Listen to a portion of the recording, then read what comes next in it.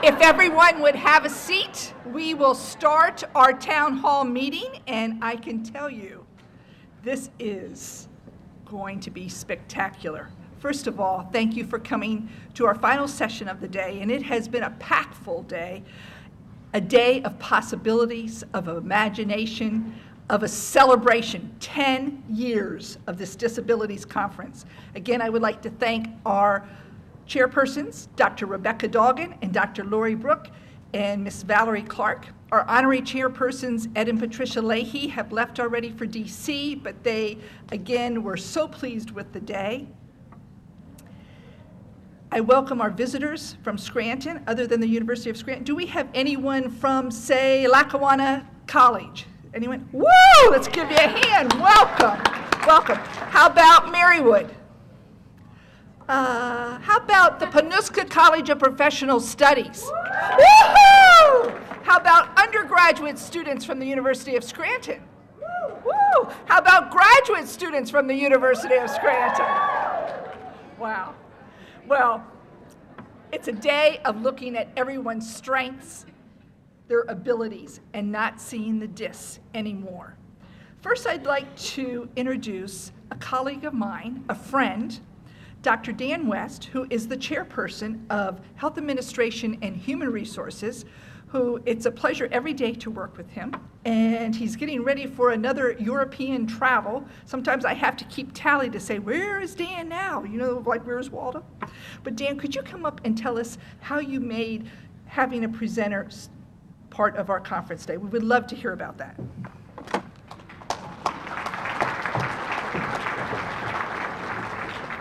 Thank you, Dr. Pellegrino. It's always a pleasure to be here, and I'll try to let you know where I am. Okay, that's good. It is a pleasure to be here this evening and to be able to recognize Dale DiLeo and the work that he has done. I think for all of us in healthcare, social behavioral sciences, we know how important inclusion is, and I think he will sensitize us to those issues tonight as we listen to an excellent presentation. Dr. Steve Sedlowski and I wrote a grant approximately 2.5 years ago through the Department of Education for a health planning and education grant, which we did receive, and we've been trying to use that to sponsor educational events that will benefit the community, will benefit our students, and will benefit faculty. And I know that being able to sponsor this event tonight through the grant that was provided by the U.S. Department of Education and their FIPSE program, again, will serve us well. So I appreciate being able to be here. Thank you, Dr. Pellegrino, and welcome, Dale.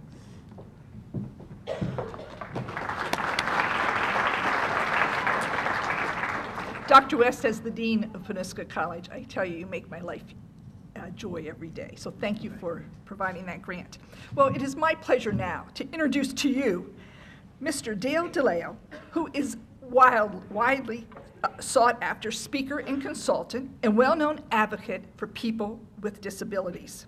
He has provided training throughout the United States, Canada, Australia, and Europe on community inclusion for persons with disabilities. In fact, he tells me, oh, Deb, I saw Dan in Slovakia just recently, so this is good.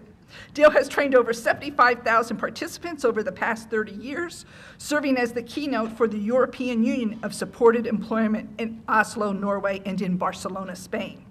He has consulted with state and private agencies, universities, professional associations, and corporations. He is the past president of the board of the Association for Persons in Supported Employment, APSE, and is the lead author of that organization's highly respected Ethical Guidelines in Supported Employment. His latest book, Raymond's Room, focuses on ending the segregation of people with disabilities in community life. I want to tell you, you are always welcome at our town hall meeting at the University of Scranton. Thank you for coming tonight. I give you Dale DiLeo.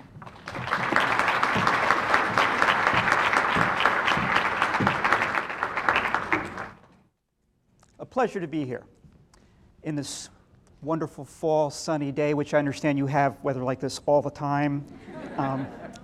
I was lied to, apparently. Here at what appears to be a wedding of some sort. or a funeral, perhaps, but very nicely arranged. You work so hard, Rebecca. It looks wonderful. There's even cake, so that's wonderful. I live in St. Augustine, Florida, and I do a lot of consultation and training in different parts of the world around the inclusion of people with disabilities. And the way I came through this was through the ranks as a professional service provider who worked originally with kids with autism in an institution, from there working in special education, and then from there working with adults with disabilities. And found myself fairly frustrated with some of the outcomes that we were seeing for many folks with disabilities. And in the field, we often, congratulate ourselves for our successes, as we should, and feel good about those. But we also should be open to change and criticism as to what it is we should be doing that we don't get to. And if you look at the numbers and where we are with folks with disabilities, you'll see that people with disabilities in our country remain the largest unemployed minority group in the country, the most impoverished minority group in the country. And this is despite billions of dollars year after year into services and agencies designed to help them live better lives, get employment, and be part of our communities. So clearly, something isn't working. And it's not working the way it should, and maybe we have to rethink how we even think about working with people with disabilities. And so one of the things I did was took a hard look at my own career and what I went through, and the service system and how it approaches things. And I realized that what we have is an industrial system that is pretty set in concrete, that really does some things to people that isn't always in their best interests. I called it the disability industrial complex out of a term that came from President Eisenhower when he left office, and he said we have to be careful that we don't blindly follow the military industrial complex after the war because, really they have way too much authority, power, and no one is questioning what it is they're doing. And we need to question. We need to think about what our priorities are. So what I began thinking about is, do we have a system that has become more formalized, complex, and costly for people with disabilities? Yes, it really has. Do we have unwarranted influence and misplaced power? And for far too many people, I found that I was in control. I had all the power. I made far too many decisions as part of the service system for the people I worked with. So we had to take a look at this. Now, one of the things you compare this to is when you actually listen to people with disabilities and what it is they say they want. The Bill of Rights for People First. This is a good example of that. Because what people say is they don't want to live in poverty. What people say is they don't want isolation. What people say is that there's no reason for them to have segregation. They want the right to a job in the community. They want to work regardless of productivity. They want to work for fair wages. And they want to be respected on the job. I can't say we've met any of those things for most people with disabilities as it relates to employment. Now, we can also spend a number of hours talking about community living and all the other areas that go into what makes a quality of life, but we're going to focus today more on employment. Why is that? Well, the way the system starts is what I call the human service vacuum cleaner. If somebody has a label, and that label describes them as having a disability, the first thing you have to do if you want help is to qualify for help. And so you have to be tested, and once you're tested and we see a pattern of symptoms, we apply a label, and once you have that label, you might qualify for services, and then the human service vacuum cleaner sucks you out of your community. Gotcha. Because you have that label. Once we've done that, and you are different, you probably are going to have to attend a specialized facility based on that label. So if you have autism, you'll probably go to an agency that specializes in working with people with autism. If you have cerebral palsy, you might go to United Cerebral Palsy. If you have Down syndrome, you might have an intellectual disability, you'll go to an agency that specializes in the Association for Retarded Citizens or one of those kind of agencies. Mental health, go to a mental health agency. So we immediately group everybody of like disability together. Well, what does that mean? Is that even wise? We'll begin to think about that in different terms when we look at what happens when we segregate people based on their label. But we say we need a specialized facility. So if it's work, there's a good chance if you have a developmental disability, you're going to end up in a facility that is segregated. Maybe it's a sheltered workshop, where you will be doing a lot of industrial-based work based on what people believe your capacity is. If it's school, you're going to be in special education, where you'll be in your own separate classroom with other children who share your disability. If it's home, you're going to be in either a residential facility, an intermediate care facility, an institutionalized facility, group home, something of that sort. I don't even know what the clowns are doing in that particular group home, but it's kind of scary to me to look at. So, work, home life, school, education becomes segregated based on label. And sometimes all three, and we call that an institution. Now, we still have close to 30,000 people with developmental disabilities institutionalized in this country, although we have close to 11 states and the District of Columbia that have managed to shut all of their facilities down. So we know it's certainly possible, yet in some states we still have numbers of people in those types of facilities. So one has to question, what is the purpose of that?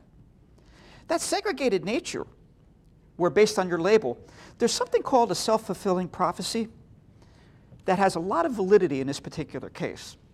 Because once you've been labeled, opportunity, expectations begin to change around you. When I was in grade school, I was ill the night before school one day. Went in anyway because I had a spelling test and I didn't want to miss it. Turns out it wasn't just any spelling test. It was a test to define where you should be for English. I didn't feel well, I didn't sleep well the night before, I wasn't paying attention, I did poorly on the spelling test. I got labeled as a bad speller. Where did that lead me? Remedial reading. Anybody remember remedial reading? Where all the spelling dummies get put in a room, taught by the gym teacher? 30 kids who can't spell, I can't even cheat. Nobody can spell. The gym teacher can't spell. We're all there, we go nowhere. And so you begin to believe, nah, I never could spell. That label takes on a reality. And sometimes those labels, I mean, they can be arbitrary. If you're ever familiar in psychology with the famous Stanford prison experiment that Dr. Philip Zimbardo put together, where college students were arbitrarily assigned to be prisoners and guards, and they had to shut the experiment down after a few days because the guards were getting sadistic. These were regular college kids, but placed in the role with the label became different.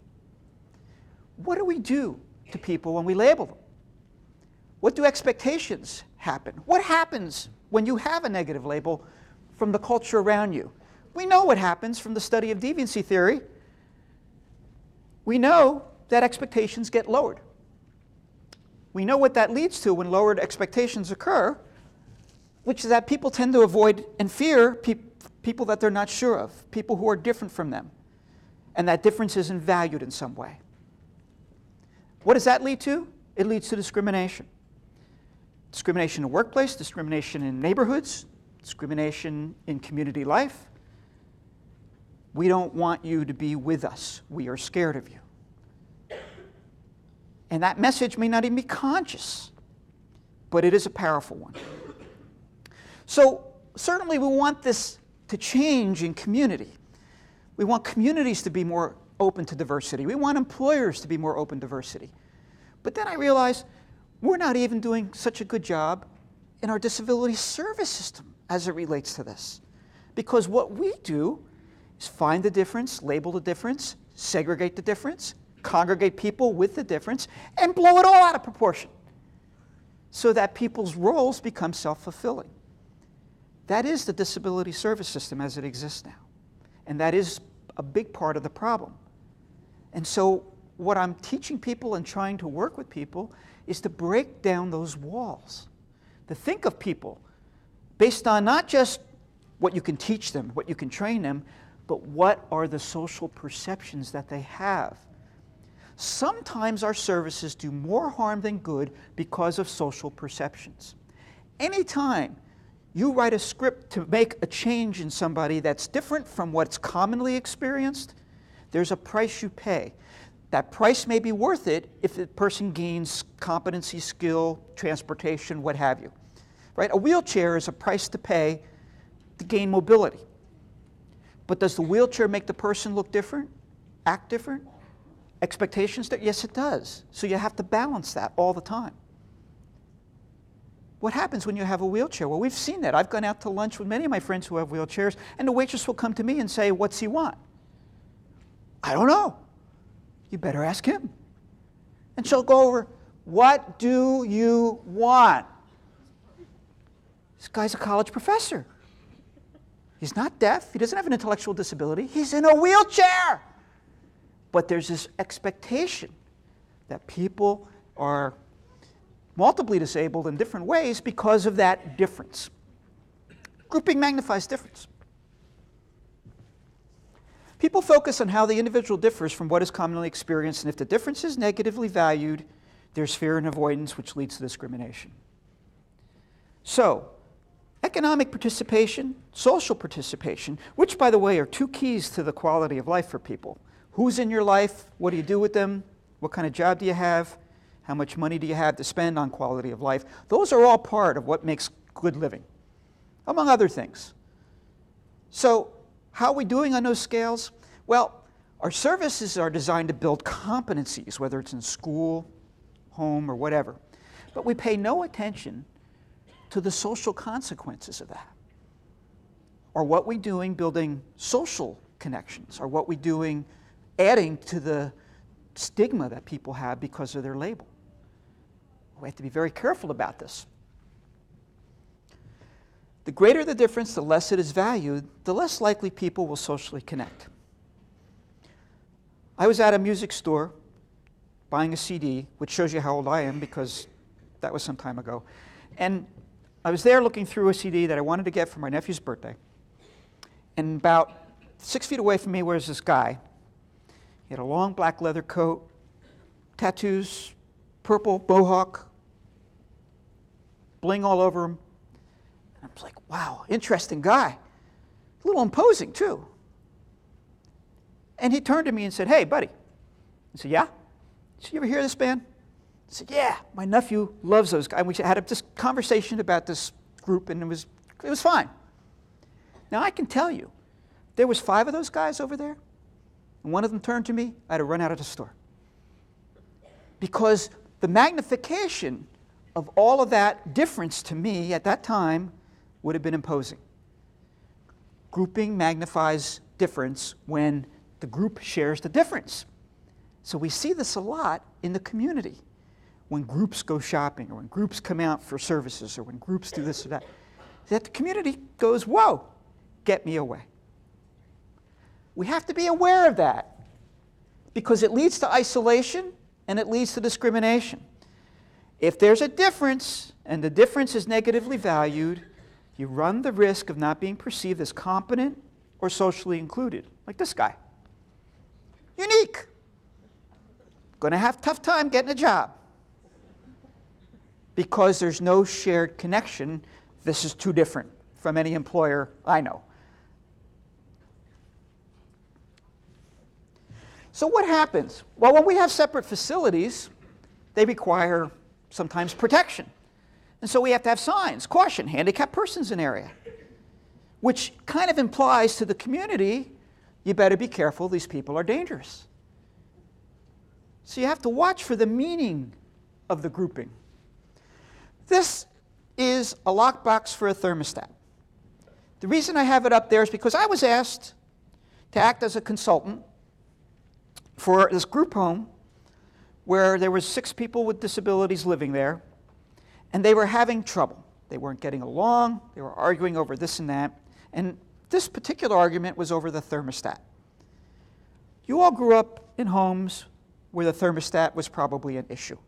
Some people like it up, some people like it down. I'm freezing, I'm cold, back and forth. We argue.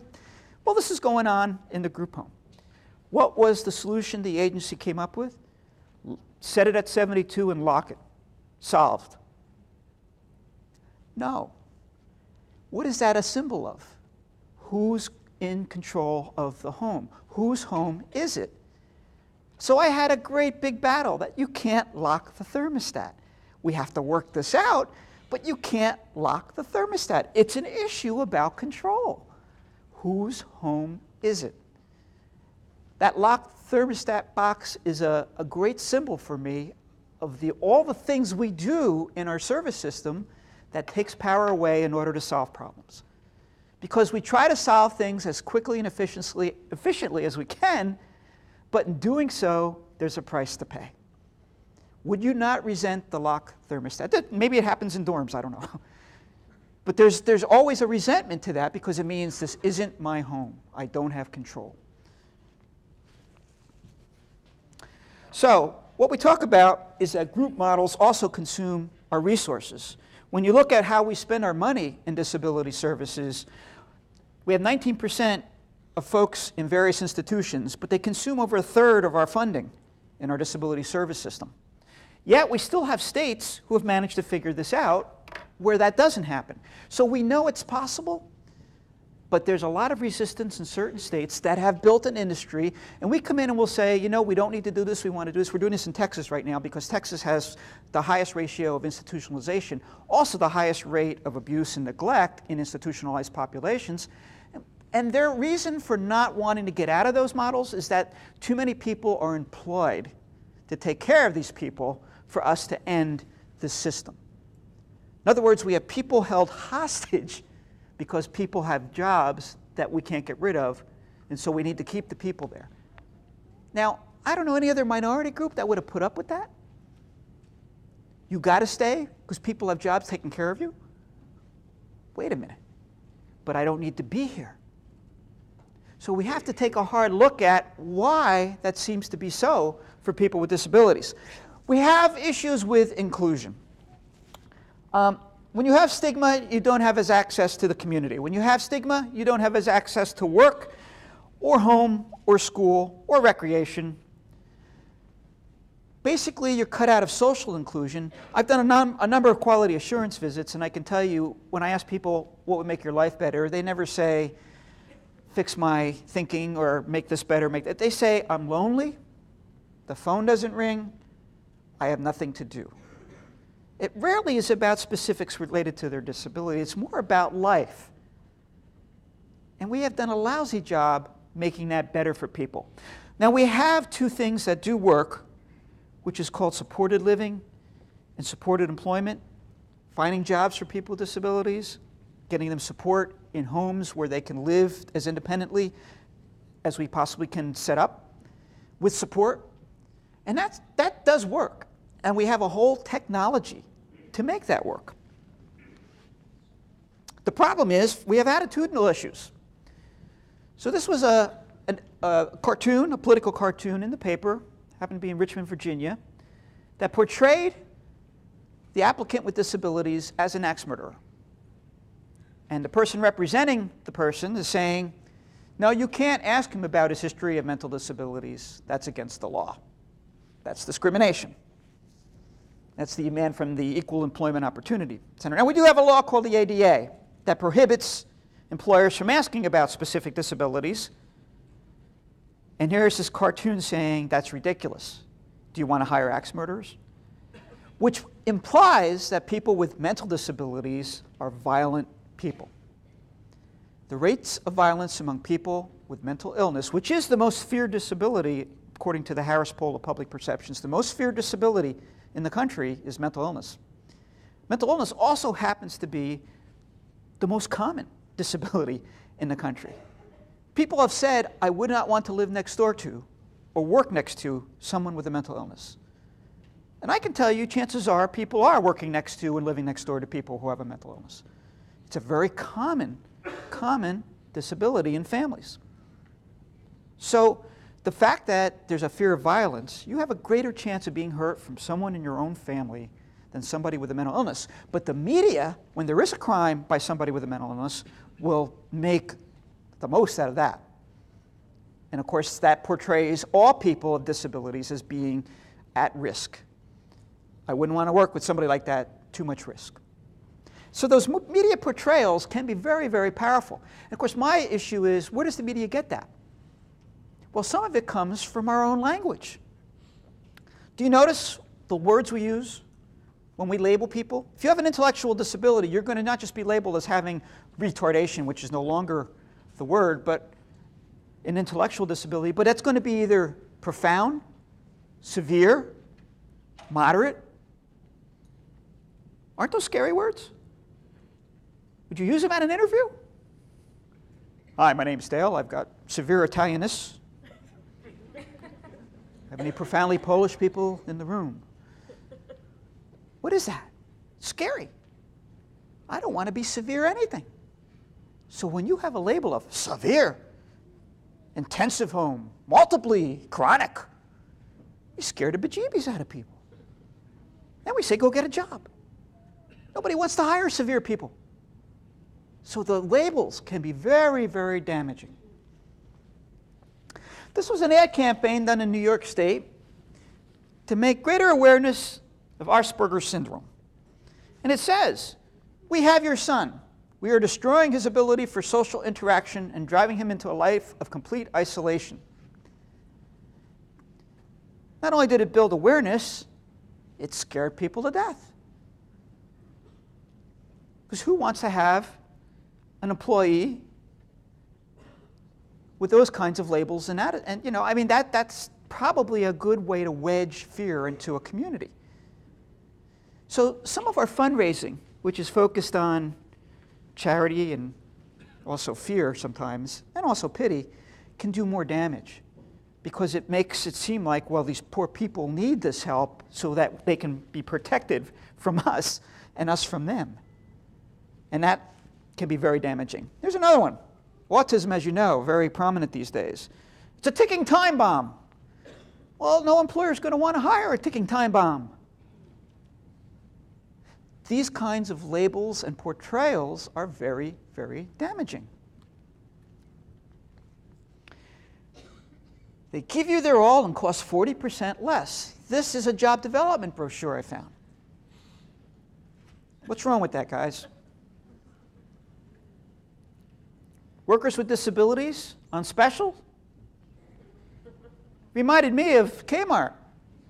We got a blue light special. Workers with disabilities on discount. Doesn't that imply we've got a sale? They'll work for less? That kind of portrayal, again, is damaging. So we really have to be more thoughtful about this. Support strategies influence perceptions. So segregation, I'm afraid, is pretty much the nature of what we do for people with disabilities. You have separate everything. So whenever possible, we can provide our services in the natural environment in order to provide the kind of supports people need to succeed. That is what we should do, minimizing anything that's artificial, anything separate as much as possible. There are times when you may have to use something artificial and separate, but that's the last resort, not the first one. We work our way to that from whatever's most natural and accepted in that particular environment. So we don't do that. We don't do that in education. We don't do that in employment services. You've got to go into a facility first and be trained. And when we use all this other weird kind of technology. That technology makes people look different. We have to be more thoughtful about how it's applied. So artificiality, how we portray individuals with disabilities. One of the trainings I do a lot around the country is job development and how we market to employers. And we look a lot at agency logos. Right, the symbol of our agency, like this particular one here, which is a symbol of making faded people more whole. And what that is a symbol of defect and how we fix defect. And I have seen symbols where we've got traumatic brain injury with these bald people with Band-Aids on their head, and obviously the wheelchair is used a lot, crutches. We've got all of these symbols of disability that focus on defect. Obviously, if you want to succeed in life, what should you focus on? Capacity, what you're good at. Now, if you're going to need help with that capacity and expressing it, that's where we come in. That's what we provide. I don't ever want to provide a service out of context. If somebody says, I can't climb stairs, my first question is, where do you need to climb stairs? Is there an alternative way to solve that? If ultimately it would make your life better to learn how to climb stairs, let's find the stairs you need to climb and learn how to climb those. Let's not climb them in this room because there happen to be steps. And we'll practice here. No, let's practice where we need the skill. Otherwise, I'll have 16 people climbing stairs in a classroom because it's stair climbing 101. I don't want that. That's still rather difficult for people to understand. When I started out in the field, coming right out of college, it's 1975, my first job was working at an institution for people with autism.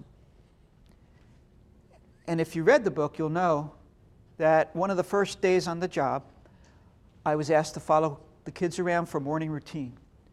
And so we went and we got kids up, and I followed how they all went. They went into the dining area where there was a guy there shaking a jug of milk, water, and powder, and that was going to be breakfast. Everybody gets a glass of powdered milk from powder. It's like, that's breakfast? I said, oh yeah, we want these kids to be hungry so they would earn their treats for when they do their lessons. I said, wow, that's imposing control. Now it's time to get in line and go into the bathroom to get washed up and your hair combed and teeth brushed and all that. And so I watched this line of kids go in, and then I went over to see how the process was done. And do you know there was one toothbrush for all 35 kids in that ward? One toothbrush. I was horrified. Like, oh my God, how could you do that? Nobody seemed to notice. At the end of the day, I went over because the superintendent sat us all down and said, so what was your impressions of the first day? Everybody had a few things to say, and I said, I have to tell you, I saw a number of things, but this morning I was really disgusted by the fact that you had one toothbrush for 35 people. And he laughed and said, ha, shortcuts happen sometimes around here. Well, we'll look into this. A week later, I'm back on that shift to see what's going on. And yeah, they have buckets now. And in each bucket was the kids' personal hygiene, and they had labels on them, their names, and all of that. I'm not sure how long that was going to last, and I felt pretty good about it. It's like, I made a difference. This is great. I can have an impact with advocacy. This is my field. I love this. It took me 30 years to figure out the toothbrush wasn't the problem. Getting everybody their own toothbrush wasn't the solution. That happens far too often. We fix the broken model to make it a little bit better. But the model itself is what needed to be changed. So now you go around and you have cleaner institutions where everybody is on a nutritional schedule for the year and people have regular laundry. But their lives still stink and they had no possessions. But it's clean and everybody has their own toothbrush. Is that the solution to that problem? I thought so at the time. Now I can tell you no. We don't fix the symptoms and feel better about it. We get people the heck out of there. And that's what I've spent the last 30 years trying to do. So when I see a broken model, trying to convince people, let's get them out of there, not fix the broken model. It can't be fixed. The model's flawed. It's incoherent. It doesn't work. We have the technology to fix it? Yes. But there's something else that gets in the way. So here's an institution. Nobody figured out what was wrong with the situation. I went in and immediately saw that we had a set of 3 toilets with doors that closed, but no privacy partitions between the stalls. And nobody thought that was a problem. Excuse me. That's not right. So the attitude is, they have a disability. They don't even know. They do know. And it's privacy. And it's a basic human right. And you don't cut corners that way. But see, if I set up the privacy stalls, all I've done is made privacy in a situation that can spawn this kind of thinking. That's just one of many things going on that impact people's daily quality of life. This is a symptom that should tell you this has got deep problems that we need to get out of, not put up privacy stalls. You won't fix it that way. So we've got to take a real hard look at what's going on. This is a study of a group. I was working with case managers in different populations, and we were working on individualized planning and how to work with people. And I gave them this list of issues for this case study of a guy called MJ, who needs to reduce his noncompliance and other socially maladaptive behaviors. This is a challenging individual. Also a sexual exhibitionist. What are we going to do here? Uncontrollable tongue thrusting. Maybe he's got Tourette's. Unpredictable, needs to be the center of attention. Expresses dark urges, can be very difficult at times. Views women as kind of just this object. Weak social skills development, can skip around childlike. It's like, what are we going to do? So people broke into teams, and we assigned them, you're the PT, you're the OT, you're the speech person, you're the voc person, you're the mental health person. What are we going to do? And they had unbelievable 22-page plans on how to fix this person. Some people had behavioral therapy going on. They had this big long plan where they were going to spray Listerine whenever he stuck his tongue out, so it would that, and he'd stick his tongue back in. Wow. Lots of medication, lots of drugs. Who is this guy? Well, I don't know, but he's unemployable. Nobody in every case study I've ever done ever said this guy was ready for work. There's no way somebody would hire this guy or he could make any money. This is who MJ is. When I labeled him, all the disability professionals said, this guy is really scary and needs to be put away. You may think that's true. Could you imagine what would have happened if they had him?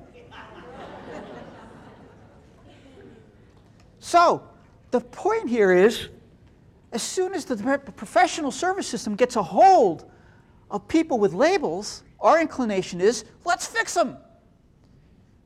So they'd be dragging Mick Jagger to timeout, spraying Listerine on his tongue, behavior programs. You think that would have solved his behavior? You think it would have made him more employable? And is he unemployable? How much money does this man make? More than all the people in this room, your lifetime probably. And the point is, you got to look at what is valued, what skills you have, and how they're interpreted. You can't always go by what it is people impose as the standard. Now, the other thing that they will teach you is that you have to be accountable for your services. And so I go from place to place looking at plans, individual service plans, individual habilitation plans, individual educational plans, individual transition plans, individual personal care plans, IEPs, ITPs, IPPs, IWRPs. We like PP. We get a lot of this stuff. We're constantly putting these little initials in and confusing people. So when you look at some of these objectives, and I collect these because I find them very interesting. Now, what's wrong with this, guys? Joan will cross the street with 80% accuracy. She's actually on a plan. Means Joan can be hit twice and be killed, but still meet her goal, and everybody's happy with that because she met her goal. Bob will shave 50% of his face with 90% accuracy. I don't even know how you're going to measure this. But somebody apparently thought that would be a good idea. Stephen will use the toilet with 100% accuracy. Oh, 100%. Is this even possible, ladies, for a male? What is toilet accuracy? How do you measure toilet accuracy? Maybe a bullseye in the bowl will help us with that. What are you going to do? But we have these goals, and people are actually taking data on this stuff and getting paid for it. Oh my God. Maybe we should label people based on their ability. So we have underachievers. We all have overachievers. You know who you are. And we should have the gifted. because this is good toilet accuracy. Labels lead to grouping. So one of the things I'm trying to get the field to do is to use the label to get people into services because it's a common language. It has that use that allows us to conduct research and allows us to make people eligible for things. Once that happens, throw it away. The agencies that I work with, the schools that I work with, I don't even want the personnel to know what the label is because of the self-fulfilling prophecy of what it leads to. It's like you can find out what the person needs based on an individualized approach to their support needs. The label is just a shorthand. But the label comes with a lot of baggage, and we want to cut off the grouping as soon as possible because we have close to 1 million people with developmental disabilities in this country in sheltered workshops getting ready for work. The data says we have a placement rate out of sheltered workshops of less than 1.5% annually. Getting ready for work? You're going to be getting ready a long time. Grouping can dehumanize.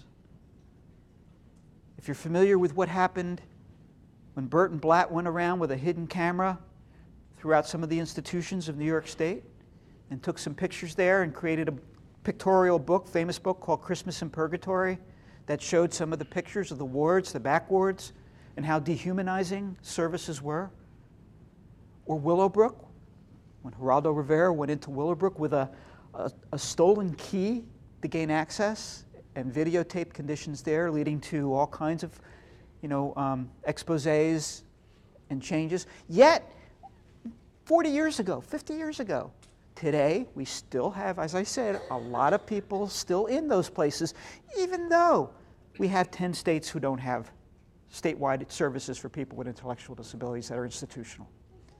So why does it persist in the other states? They'll say, oh, our people are more severe than yours. I don't think so. I don't think that's it. I think it's an attitude. I think it's a maintenance of the status quo. I think it's an industrial complex that won't let go. So I'm a bit of a troublemaker because I'll go to places and I'll say, hey, why are you doing this? And the reasons are generally not very good. When people with disabilities are always seen in public as a group, their differences are exaggerated. I was at the mall. This is, by the way, is a classic picture of mall therapy. I don't know what mall therapy is, but all across the country, we have groups of people with disabilities going to the mall. I know why this happens, because when I worked in an institution, I was the guy who announced to the superintendent that we were going to go for a bus trip into the community to go bowling. And they said, you're crazy. You can't get these people. No, we're going to do this. And I worked for months to get permission slips, ran a bus, got the whole thing together.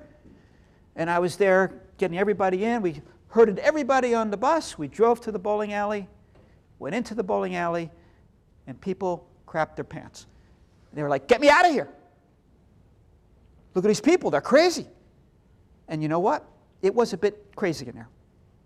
We had shoes being thrown at the pins, balls going all over the place, people having a great time, everybody running out the door, get us out of here, look at these people, where'd they come from?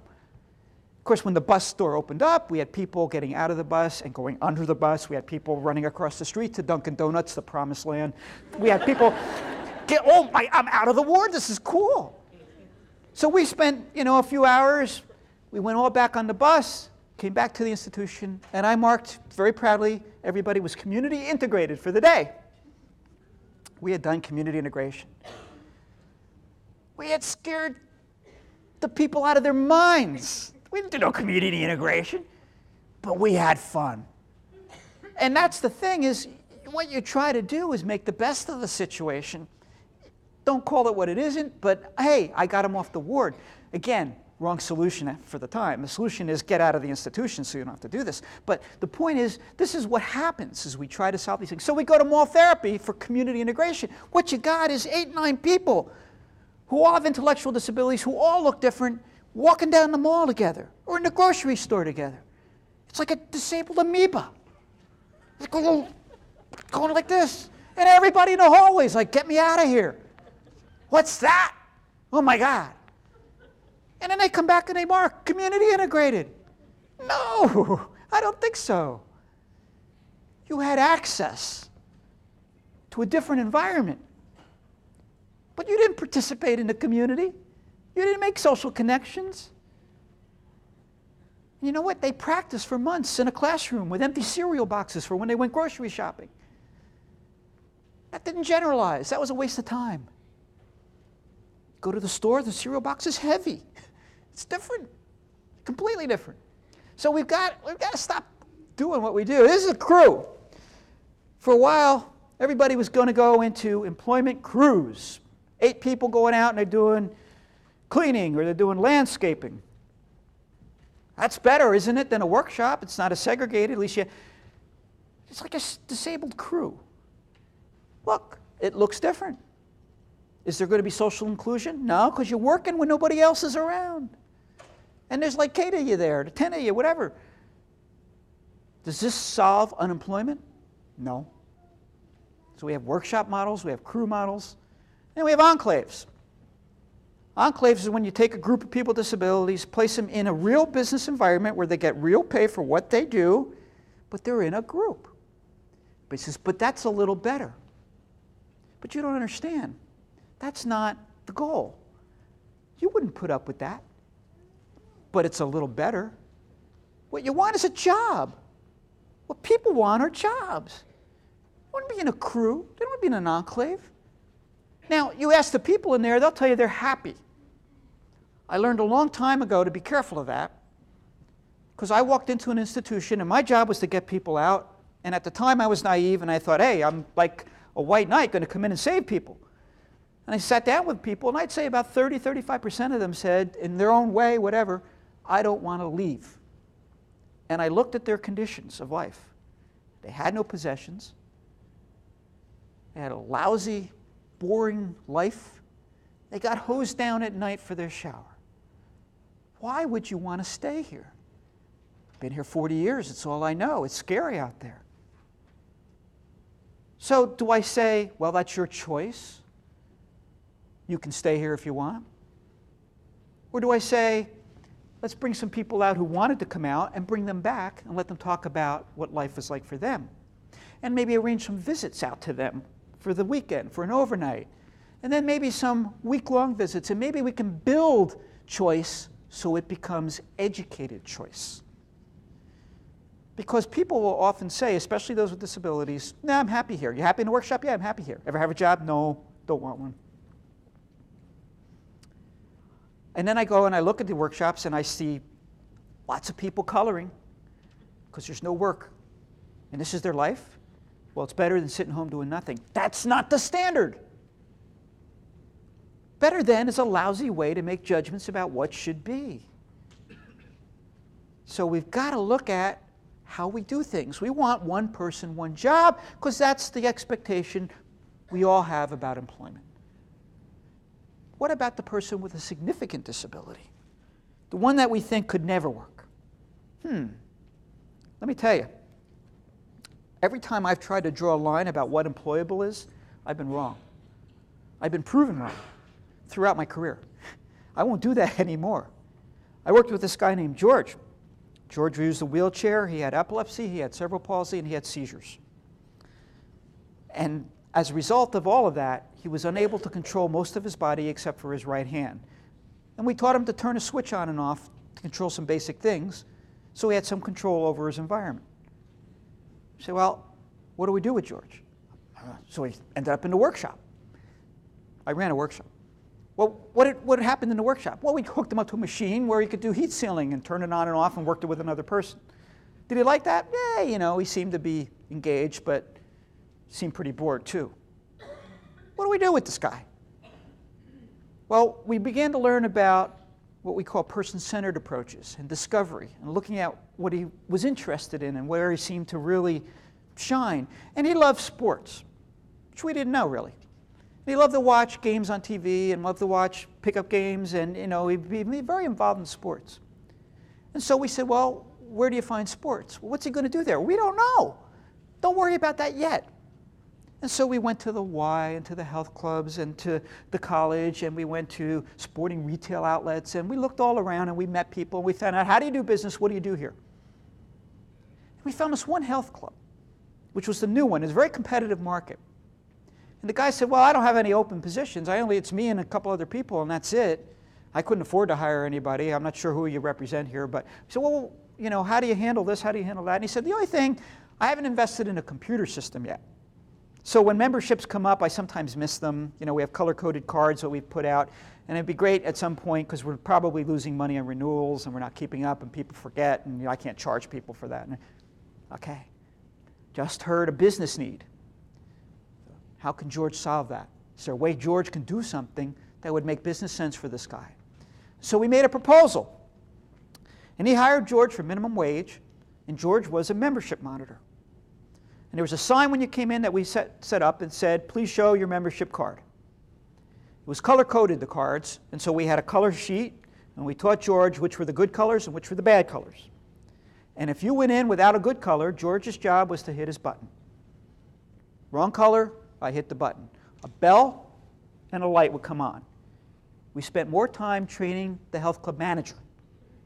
Pay attention when that comes on. Did it work? Like a charm. Renewals went from like 62% to 88%. So what it cost him to pay George was more than made up. He was making more money because of George. Now, George didn't have a skill that I could find. George didn't have a productivity level that I could understand. And when you look at some of the tests that he went through, it all said he was unemployable and had a productivity rate of less than 20%. But on this job, in this job match, he was up over 100%, right? Pretty good. Very good. Could I have predicted this job for him? Absolutely not. It was carved. It was created. It was based on solving a problem using his skills. You know what else happened?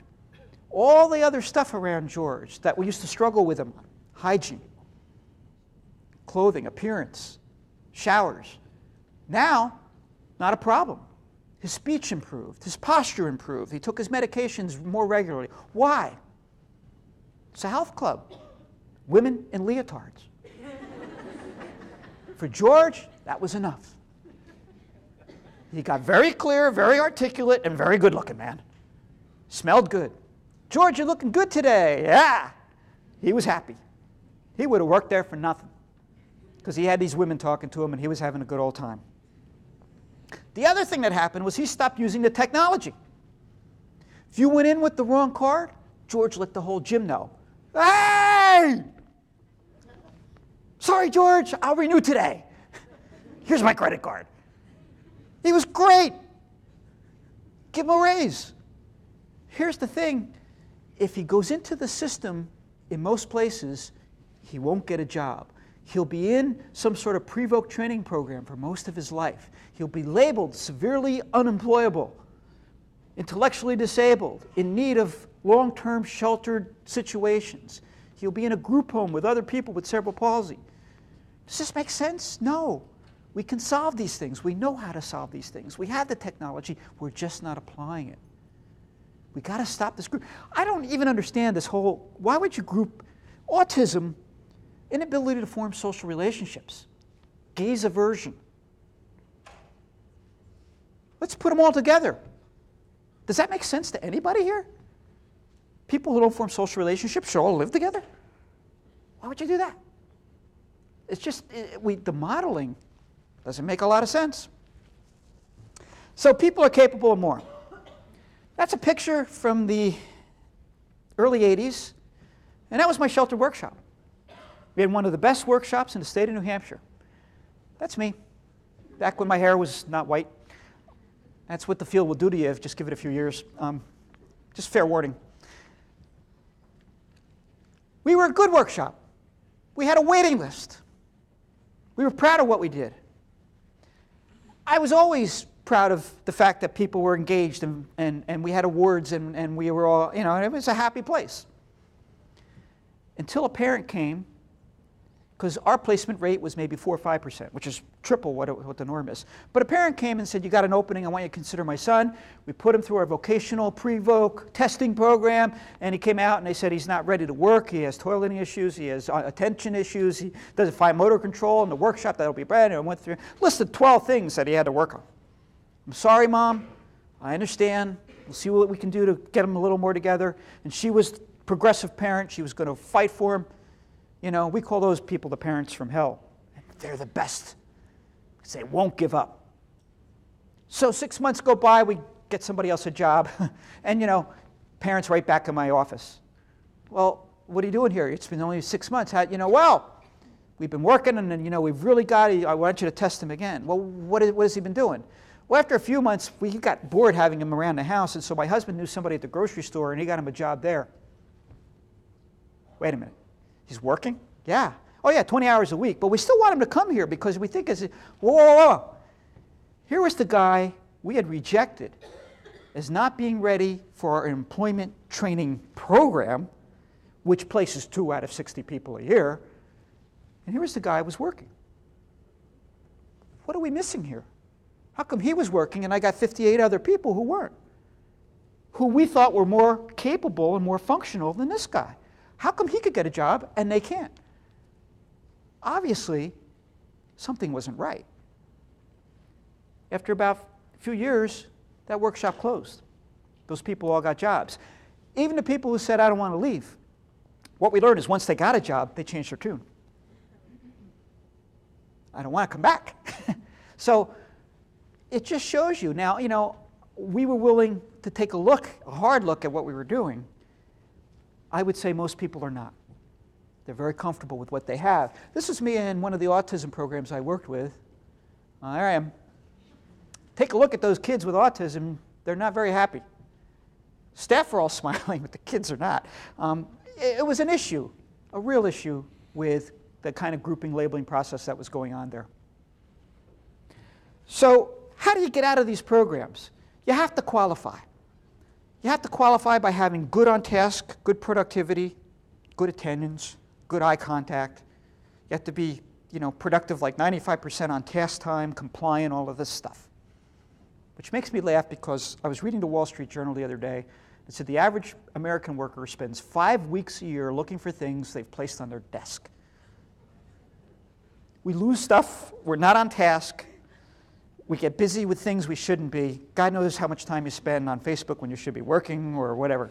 So 100% productivity, I think very few people in this room are going to find themselves 100% productive over the course of their lifetime.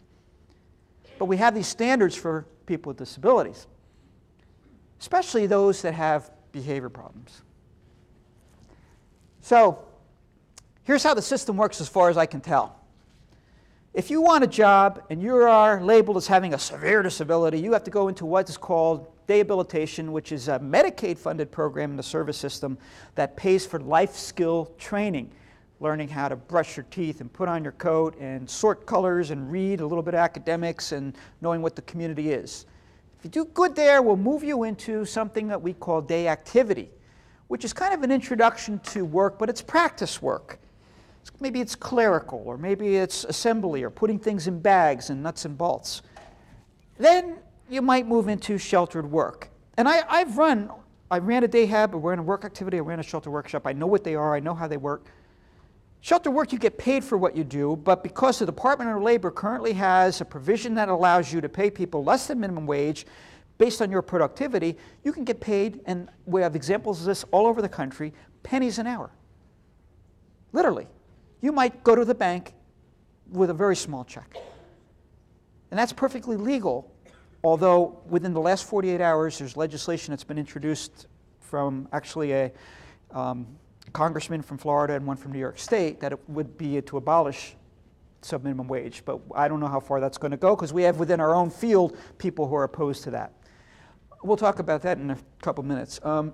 If you do good on shelter work, you might get into an enclave or a crew, which we saw the picture of. And then you might get some sort of supported or transitional job. So to get out of box one into another box, you have to qualify. You have to meet criteria. Tom Bellamy from the University of Oregon did a study And he found it took the average person 56 years to move through the system.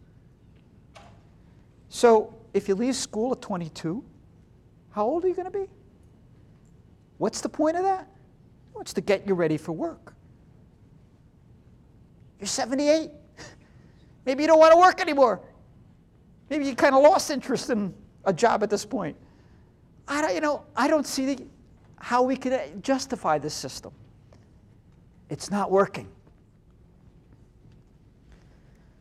How we change behavior is based on still the Skinnerian model of stimulus and response, antecedent behavior, consequence. People have something wrong, they're doing something wrong, we look at what happens before, we look at what happens after, and we manipulate that. Unfortunately, that's simplistic thinking because we now know that behavior is influenced by everything in the environment and internal states as well. Hunger, thirst, sleep, sleep deprivation, lights, history.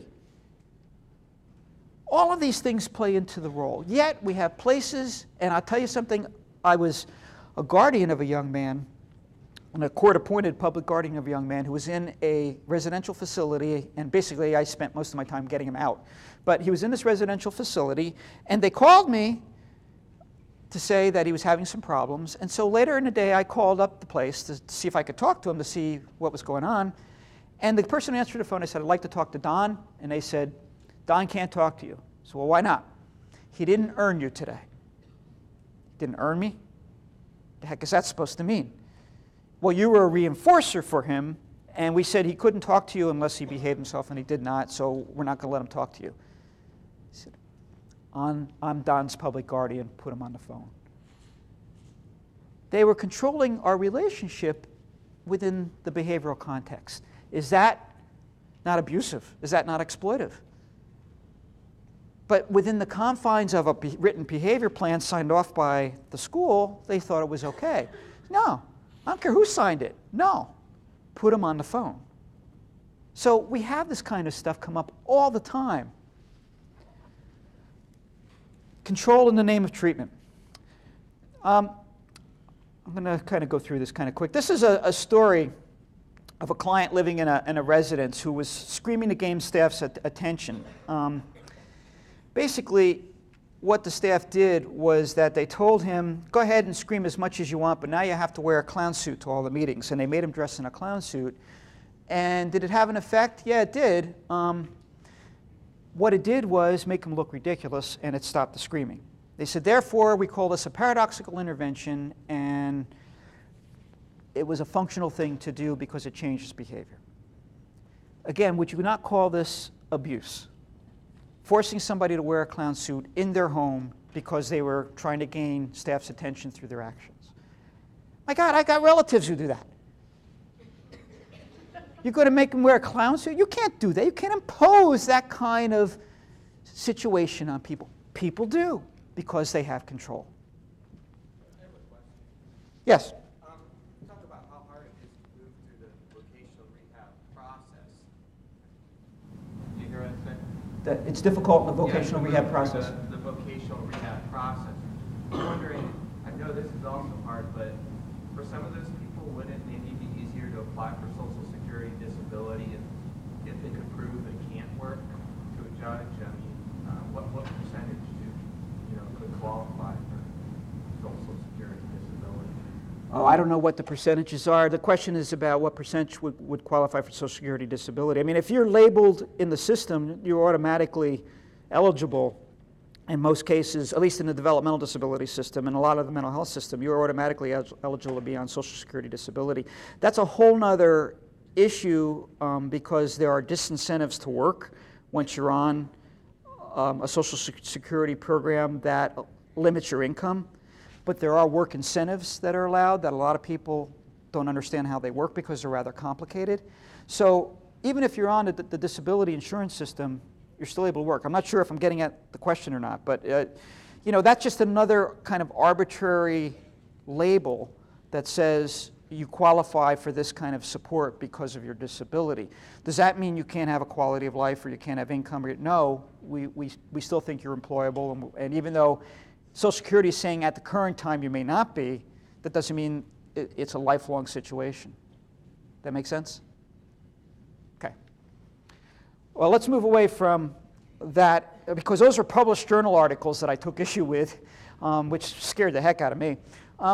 What also happens is that people, because of the jargon of our field, and if you're going to be in meetings, especially meetings with family members, where we have people sitting around a table, and we have a VR counselor, and we have an OT, and a PT, and a speech, and an education person, and there's a lot. Those are imposing things. You got professionality there, and one of the worst. And I was at this meeting because a parent asked me to come because she was concerned about what was going on, and this actually happened. The behavior person, her son was acting out, being non-compliant, and of course, non-compliance is very common in our field. And I tell people you've been in the field too long if you go home and you're telling your partner that you're being non-compliant, because nobody talks like that, but people who are in our field. The clinical approach to your son's perseveration will revolve around response cost procedures combined with extinction and DRO. There may be agitated stereotypical responses to this, which, if they accelerate, will lead to extinction and timeout procedures with physical assistance used as needed.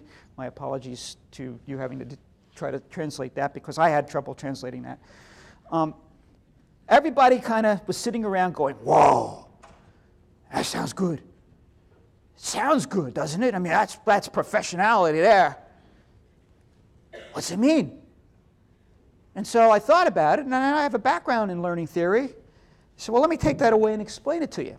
What it means is we'll ignore him when he repeats himself. This will make him mad as hell.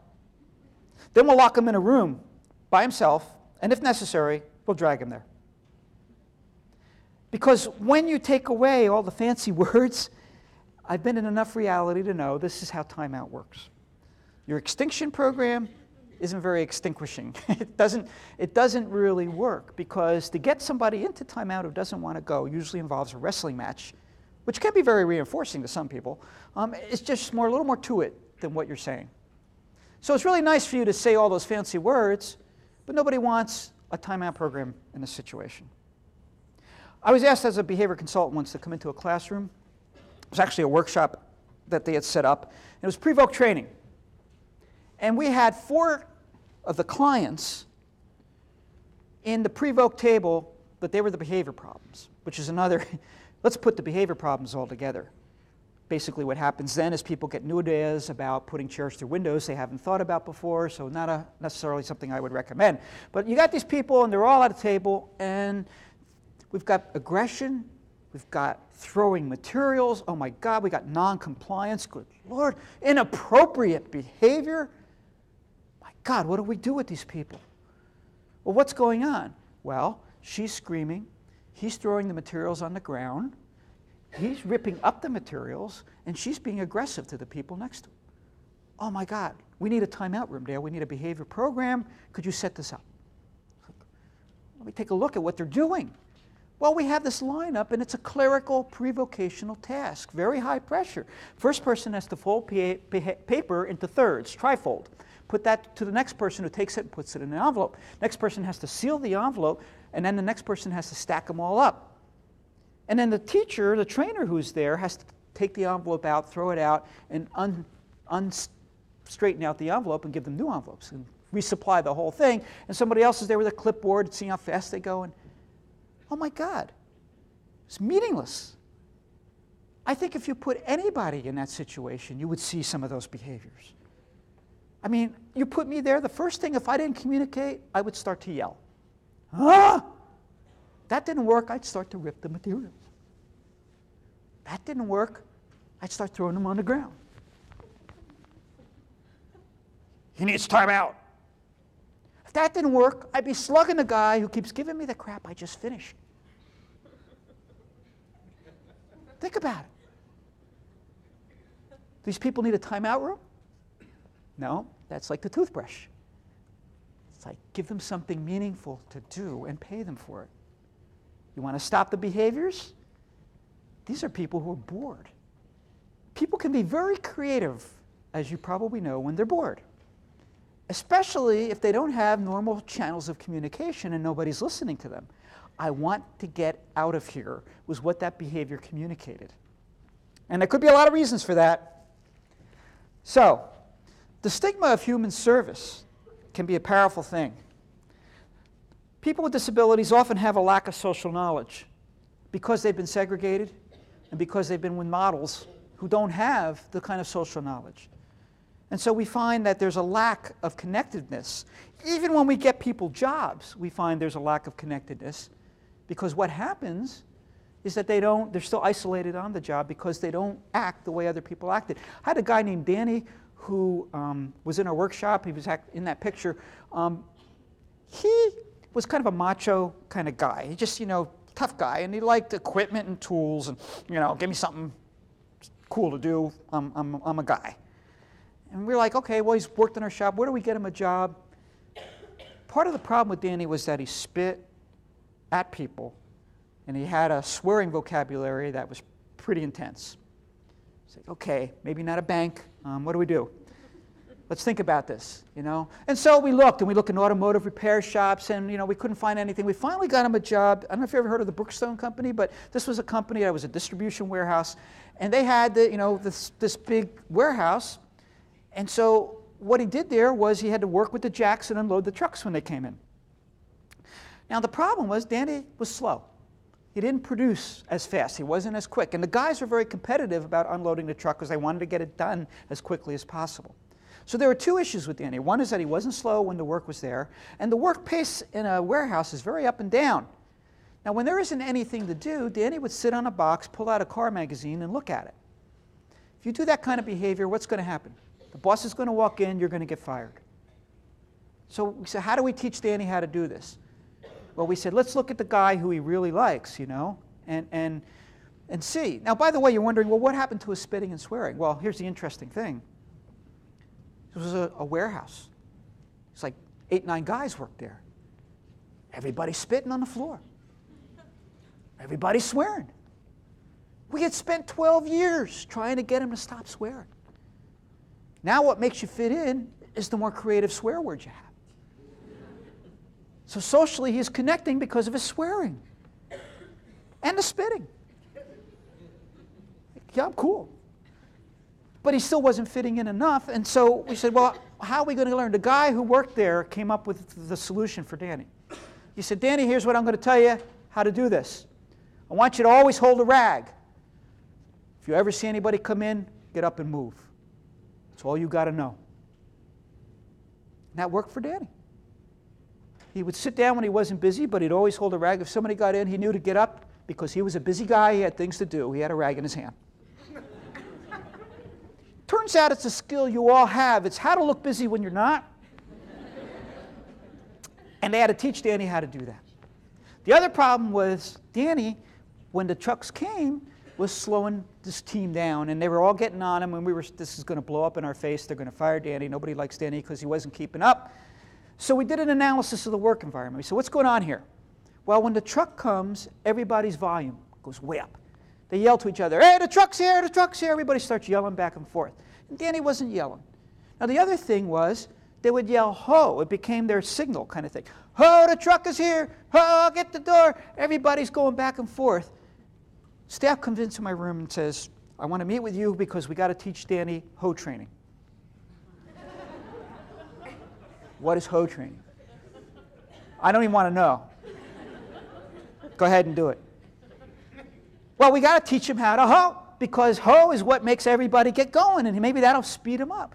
So what are you going to do, flashcards? How are you going to? Well, what we're going to do is we went to the guy and we said, hey, he loves you, this 6'4" guy that everybody was kind of looking up to. He said, when Danny kind of isn't doing that, could you get his attention and kind of get him to imitate you? Because I think he'll follow your lead here.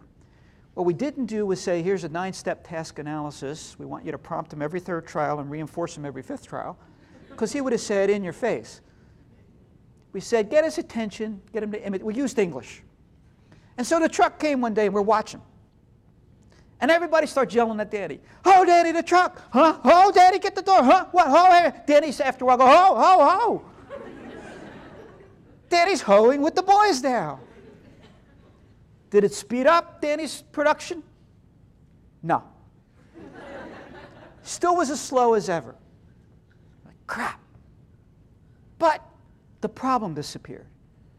Because the boys all said, hey, Daddy, we got you covered. Don't worry, you're one of us. Oh, yeah, oh, all right. What? I didn't read this in my textbook. This wasn't in any of the training I got. Whole training? What's this even mean? Turns out the most important, salient aspect of that setting was everybody yelling, ho, when the truck came in, because that's what built the team. And everybody would cover for everybody because we are part of the team. The solution was not in making Danny go faster. He probably wouldn't ever go faster. It was making him be a part of the team so that he was socially included, so that they said, hey, don't worry about it. We got you covered, man. Come on. That was the solution. Who can think of these things? What it taught me, though, was the natural environment has its own solutions, and you have to belong to it. You can't fix things out of context. Supported employees, any worker with a disability is going to have difficulty fitting in if they're different. Employability is about understanding what your gifts are and how they fit within a context. There's not a milestone to reach. It's a continuum. Everybody's employable. Everybody's got a skill. We don't know maybe what it is, but if we can find where it fits and support it, you can be paid at least minimum wage to succeed. All people are employable, not some, not most. We shouldn't have anybody in a situation where they don't need to be. It relates to the job match and support. The more experiences you have, the more employable you are. The more allies you have, the more employable you are. The more education you have, the more employable you are. The more skills you have, the more employable you are. So you can build employability, but you don't start at a level that says, I'm not ready. You're ready for something. There's something out there you can do that somebody will pay you to do. The question is, how much time do you want to invest getting ready? Because for people with disabilities, they are spending their whole lives getting ready without ever realizing a life with a job or a home. I mean, oh my God, people who say, I want to live in my own apartment. And we swoop down on them, we say, here's a 700-step analysis of what you need to live in your own apartment. Let's just take one, nutrition. And we go down the list, and you don't know any of this stuff. You don't know how to shop. Well, to shop, you need to count change. You can't count change. We're going to start with coin ID. What's that? Coin identification. We spent 3 years working penny and nickel, penny and nickel. We get it down. Now we're doing penny, nickel, dime. There's regression. It's going to take 27 years to get to $1. Holy crap, get a credit card. You want to spend 20 years learning to tie your shoe? Buy loafers. Solve these things some other way. They don't all have to be trained. We don't have to always get competencies to solve the situation. We solve them in the environment whenever possible. If you need the competency and you want it, that's fine. But you don't have to learn how to do coin ID to keep you out of your apartment. Right? If learning how to cook was the only thing, I would still be living in supported housing. You know, I mean, I don't know how many of you are good. You know, you got to look at how we solve these things. People say they want dream jobs now. You say, well, you say whatever people want to do, you're going to fulfill. No. I just say listen to what people say. And if you do that, you're going to hear these things because I hear them all the time. I want to be a rock star. People with someone maybe with a significant disability tells that to you. I want to be the head chef. I actually had a woman who told me she wanted to be the head chef. She didn't want a job at Pizza Hut. She wanted to be the head chef. And she said, come over to my group home, and I will cook you dinner to prove it. And they sent all the other people out with the staff to go for pizza that night, and 3 of us went over for dinner at her house. And we knew when we were standing on the porch we had a problem because you could smell how bad it was from there. Come on in, come on in. After 20 minutes, the smoke detector went off, and she said, oh, it must be done. Using your smoke detector as a timer? This is not good. It was a bad, bad meal. So she can't cook. Therefore, she can't work in a restaurant? No, we found her a job at a fancy restaurant doing salad prep. Chopping salad. She couldn't screw that up. That's great.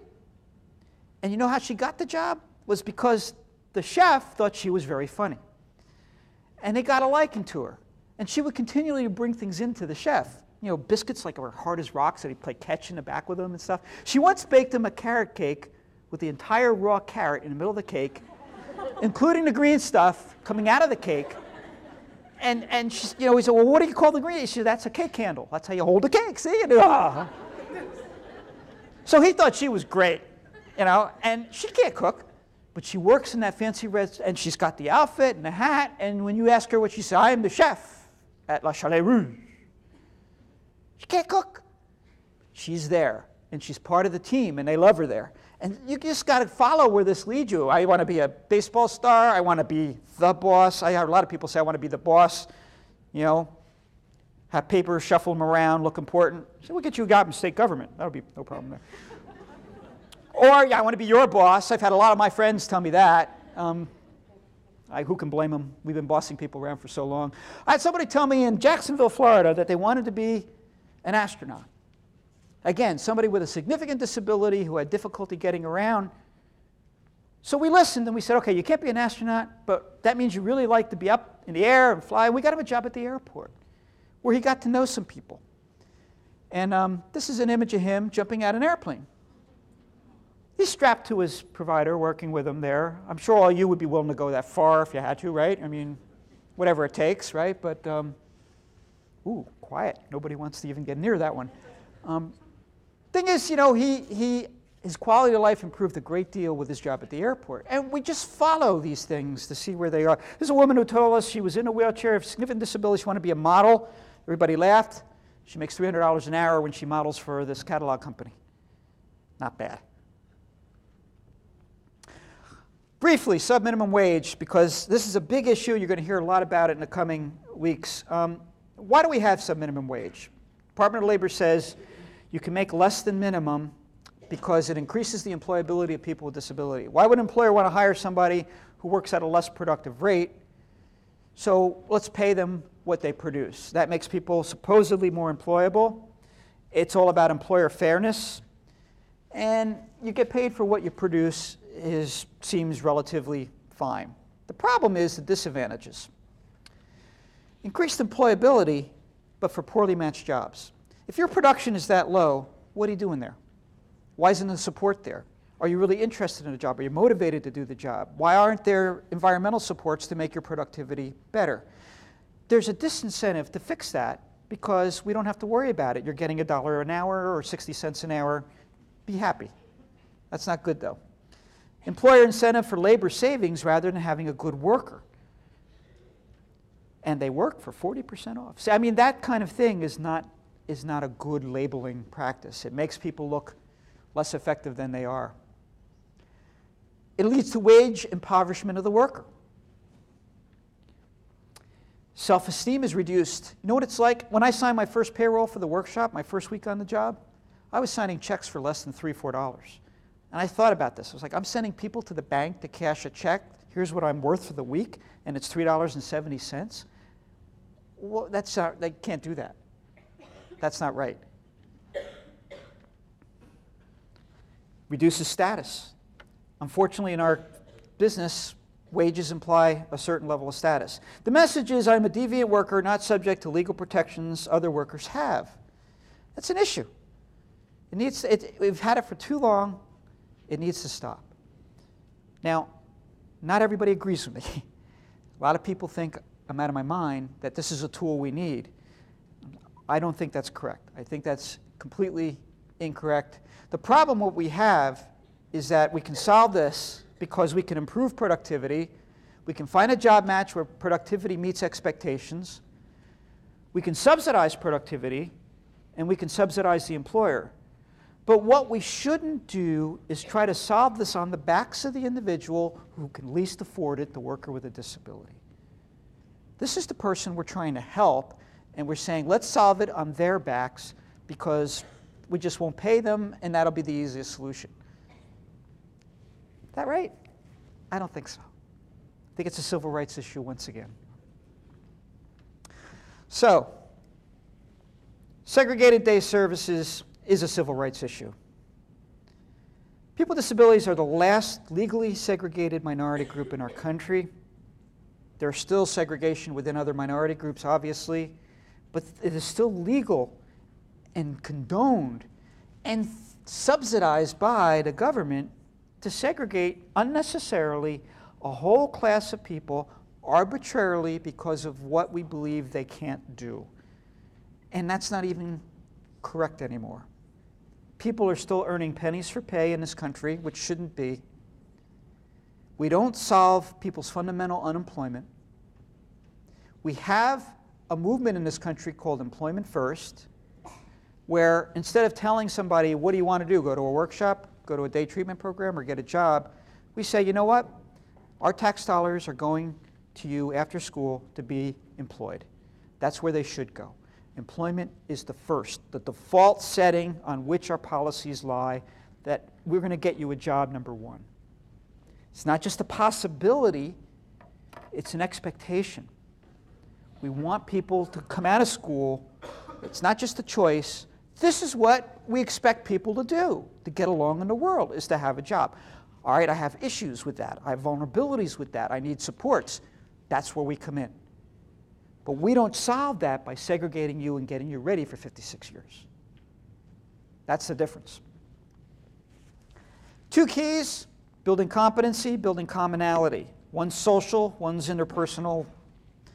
If we can get people to build the skills and experiences they need, but in doing so have social inclusion, they will have a better quality of life. And that's a very basic thing, but one we've just gotten way away from.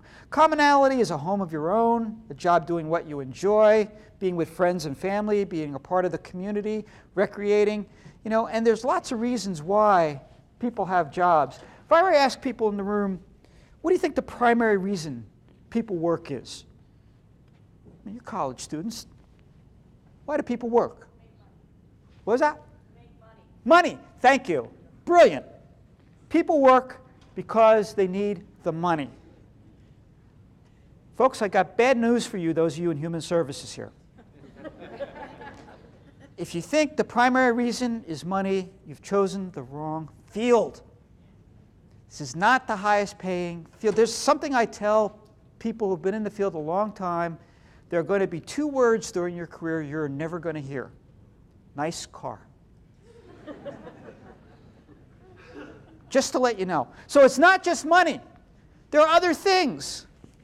Social identity, status, relationships, the people I work with, learning new skills, meaning of the work, chance to contribute, chance to accomplish. All of these things are why people work. And for people with disabilities, we've surveyed them, and you know what? The reasons are no different. People work for a variety of reasons. All of them are important. Social reasons, self-esteem, competency, a sense of accomplishment are all part of the package, and we don't get that out of segregated work training environments. So, can segregation be justified? No. Morally wrong, doesn't work. There are alternatives that work better, and those alternatives are cost efficient. I can make a case for, we're out of time, but I can make a case for any one of those things. The issue is we won't leave our obsolete notions behind. We don't want to solve people's situation this way. What has to happen is we have to be able to let things go in our field, and we haven't been able to do that. It requires change. It requires being open to new ideas, but also being willing to let go of what we've been taught in the past, because I was taught a lot of things I no longer do from very smart people who thought they were doing the best thing they could for me. So I just want to leave you with this idea that change is acceptable. Like any science of study of behavior or study of reality, when the theory no longer fits the facts, we need to change the theory. We need to change the approach. We know that segregating and congregating people and labeling people no longer have a functional purpose, and in fact, it gets in people's way. So if we can approach your careers in that way, thinking about each individual as an individual with something in them that they can contribute, and have that be a social environment with context, you'll make a big difference in a lot of people's lives. I thank you for coming out tonight, and I hope this is worthwhile to you, and good luck with what you do. Thank you. Thank you. My pleasure. Thank you for coming to our conference. Thank you, Dale DiLeo. It was, as the Jesuits would say, discernment is what we need to do now. We need to reflect on everything that you have provided for us tonight, and we need to think about possibilities to make change. Thank you, Rebecca. Thank you, Lori. Thank you for all of your hard work. And to everyone here, you are family. Dale will be available for book signing and questions afterwards. And I also want to know, is there any students that are headed down to McGurran Hall by chance? If you would like to take some of this down to the lobby, I would be so appreciative of McGurran Hall, but you don't have to. But thank you again. Have a lovely evening. See you tomorrow.